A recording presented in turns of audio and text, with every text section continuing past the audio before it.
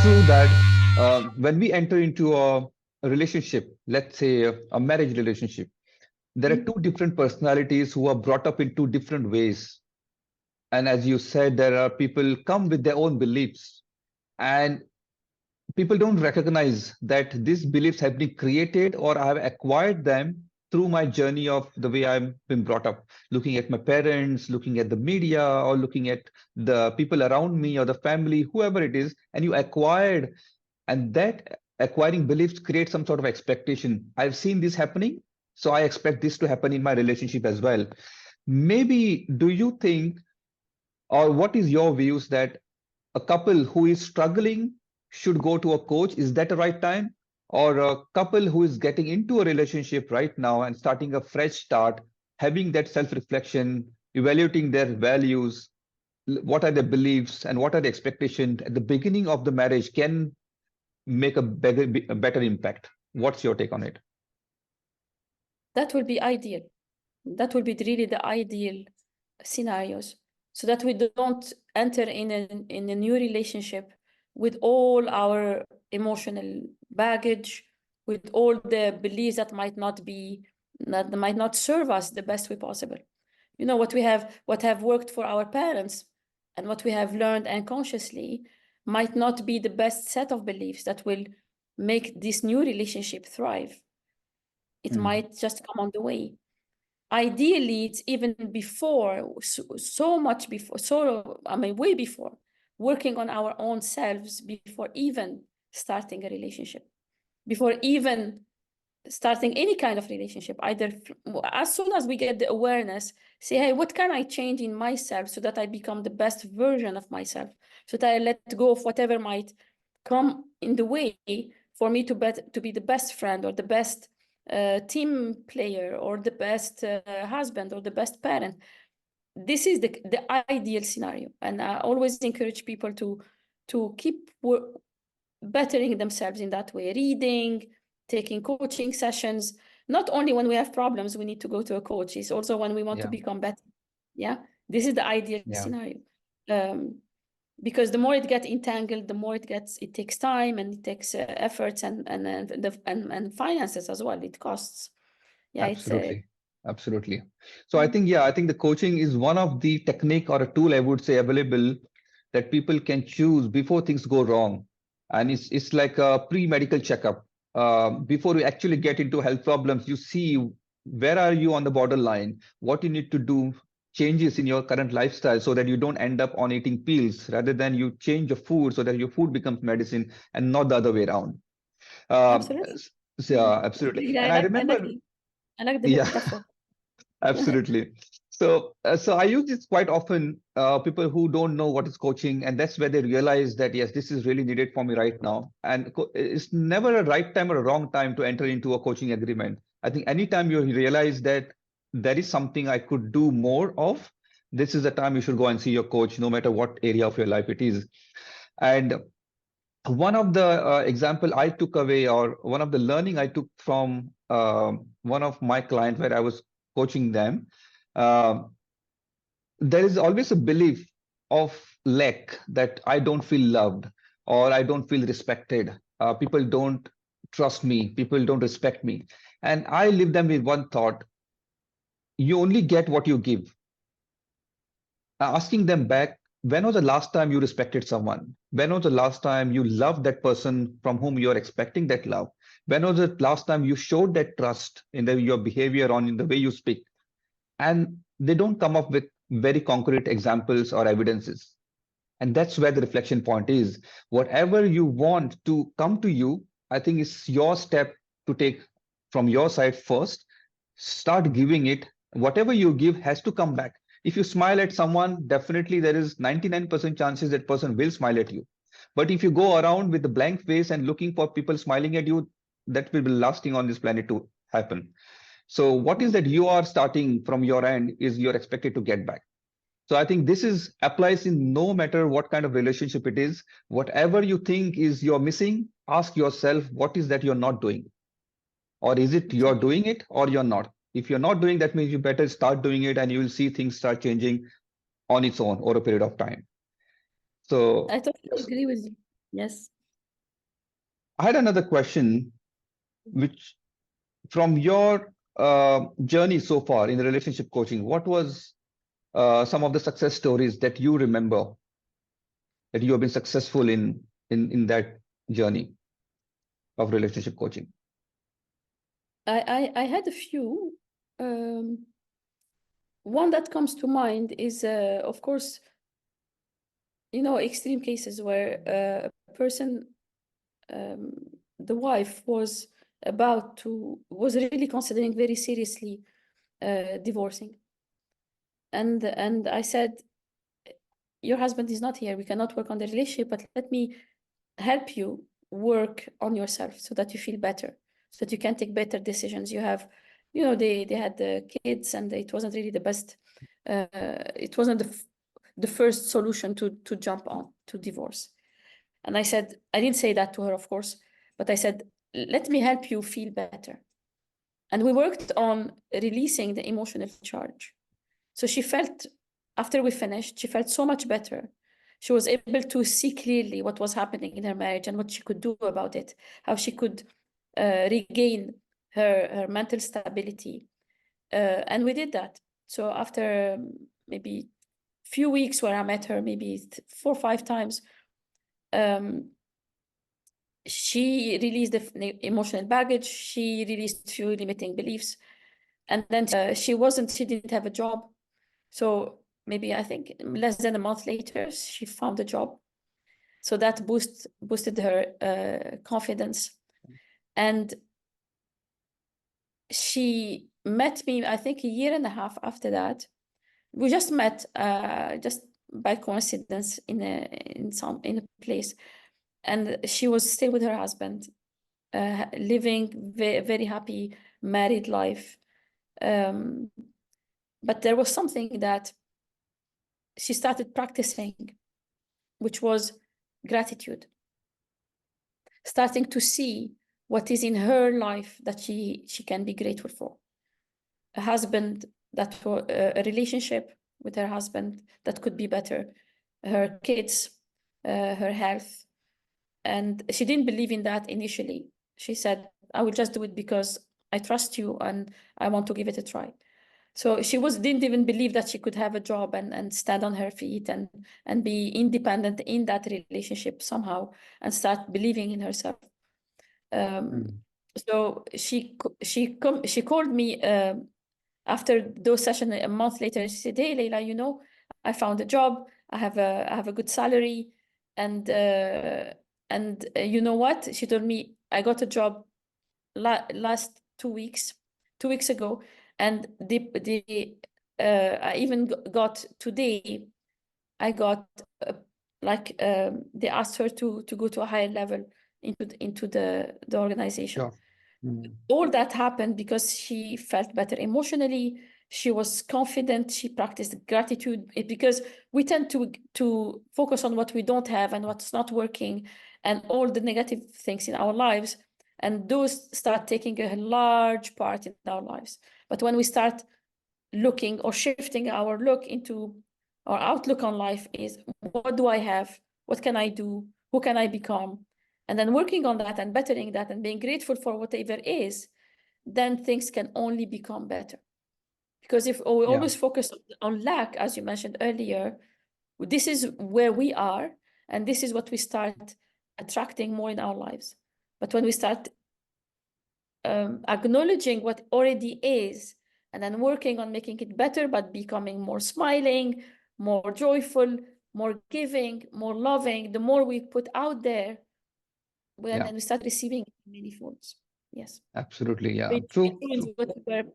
what you were sharing with us earlier. Indeed. Indeed. And I think most of the people who feel unhappy, they have thoughts going in their mind that if he or she does X, then I will feel happy. If he or she expresses in a certain way, then I will feel happy.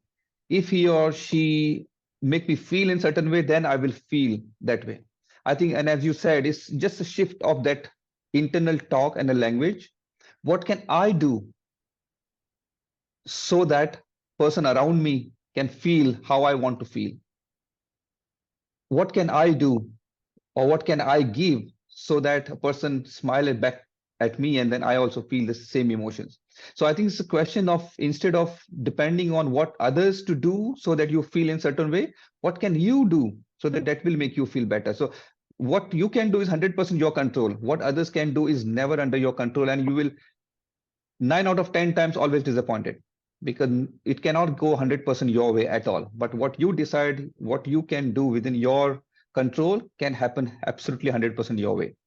And I think that's the True. only perspective most of my clients walk away with, and being more resourceful and taking charge of their own life rather than being dependent on others. Absolutely. While we are into this busy world, we have multiple responsibilities we take care of. We are parents, we are husband and wife, we are son, we are children, we have responsibility towards community. We are so busy at work and our businesses. How do we find a balance in not letting such kind of responsibilities affect building the healthy relationships? It's when we acknowledge that relationship are one of our highest priorities, to have it on the calendar. You know, if our calendar is only about our job, what the calls we need to take, the minutes, the meetings we need to attend, or whatever duties or tasks we need to do, then if there is no place for our relationship in our calendar, it's not going to work. You know, you've heard that for sure. Whatever we want to do, if we don't put a date to it, it's just going to stay a dream or a wish. I wish I could do this. I wish I could spend more time with my husband. I wish I could play with my kids. If we keep wishing, it will never happen. But then if we put it in our calendar, like Friday afternoon is my play time with my kids. It's our outdoor games. Sunday mornings, it's my family breakfast, and we have it in the most beautiful place in town, or we prepare it together at home. You know, having these kind of nurturing moments to our relationships, which are part of our calendars. So when we set our calendar, hey, this moment is for my work, but this one is when I have a date night with my wife or my husband. This is the moment where I meet with my friend and we have a coffee and a catch-up conversation. You know, it needs to be part of our daily life, and we need to schedule it so that it happens. It's Absolutely. not only wish. Absolutely. And I think that is where we end up achieving a lot of our success professionally, because we are committed. We have those things, tasks allocated on our calendar. If the meeting has to happen on a certain day, we make sure we meet that client or we meet that business meeting, and we ensure the results. And there is accountability. But as far as your relationship are concerned, there is no accountability. And that's where your self accountability comes in the picture. What am I supposed to do to make this relationship healthy? And as you said, this is the right example I had right in front of me today. There's one friend of mine who has been very, very long my ex-boss, I would say, and very close to me. And I texted him, I will call you back, a week ago. And since then, every day morning I wake up saying that I want to call this person, I want to call him, I want to call him. But after some moment, I forget it. I get busy into something else. Yesterday night, I made sure I blocked my calendar. Call this person at this time. And that reminder literally popped on my face while I was having breakfast. And now I can't avoid it. So I think this is where exactly we can use the tools and technology to make our relationship better. It's already available. It's just about asking yourself, am I willing to do things differently? Or are you still following the same old pattern which is not giving you results? And that's where you going to a coach can open the new perspectives, new ways, rather than dragging your life into the same direction. No change happen, then nothing can change the way it is happening right now. Anything that you want to help our viewers to have a key takeaways and your golden words to make having a lasting relationships?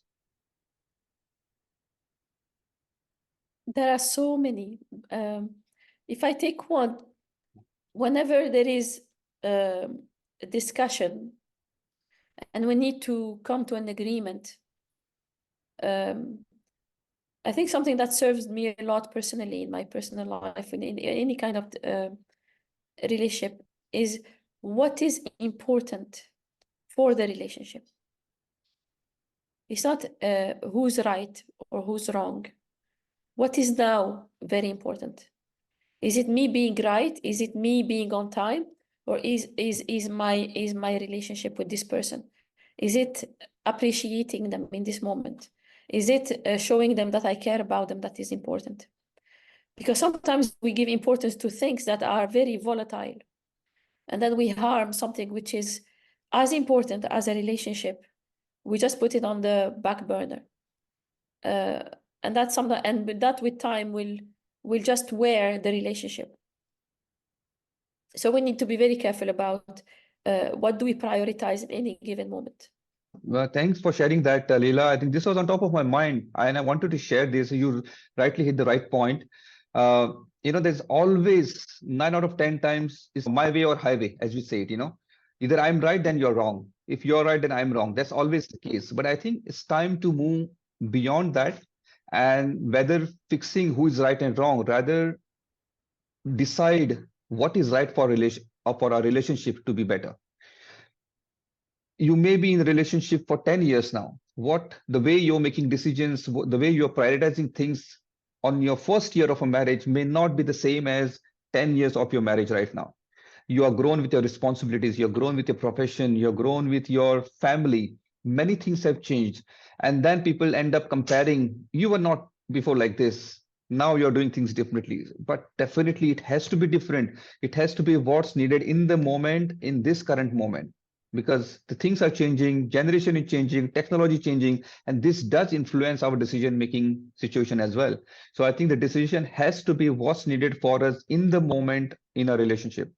I think if we have that enough reflection in the moment of your argument or discussion, a lot better decision could be done in the long, which can serve as a really strong foundation for the future. And this is where our children are going to also learn from us. The way we discuss and argue things, this is going to set a kind of culture rather than just seeing the fights. It's about seeing the collaborative approach of binding us together. That again talks about the trust, respect, and communication. You communicate. Don't have those assumptions and unspoken expectations which can ruin the whole things when the person in front of you does not even know what you expect. So I think the things are changing. The technology is changing. We have to adapt and be more communicative in expressing ourselves. More we communicate, and that's what differentiates us as humans than the rest of the creatures, is that we can communicate. And let's use this tool to make things better around us. Mhm. Well, yes. I think both husband and wife have come with their set of beliefs and expectations, and each one of them and understand or expect the other person to play their role in the way that they learn from their own parents most of the time.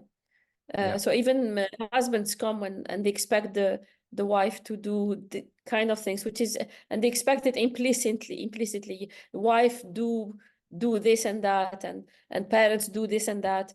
But then as you mentioned earlier, it's all about sitting, pausing, and then say, hey, how do we want to go forward? How do you want this to happen? So communication is extremely important, and being open to bringing something totally new that works for the couple themselves, that might not even be something that they brought from their own backgrounds, something new that works for them. Yeah, indeed. So yeah, I think we have covered up pretty much what I had to ask you, Leila. I'm sure there's a lot to explore, but there was a request from most of my viewers, not keep the episode too long or an hour or so. So let me see how best I can to see how much I could cover in that such a short span of time. And really, thank you so much for adding a lot of value to our viewers today. And on this occasion, hope people will have developed a better new perspective of celebrating this day in a different way and having a better relationships going forward. Thank you very much. Anything? Thank you. Yes. Thank you so much, and have a really great day.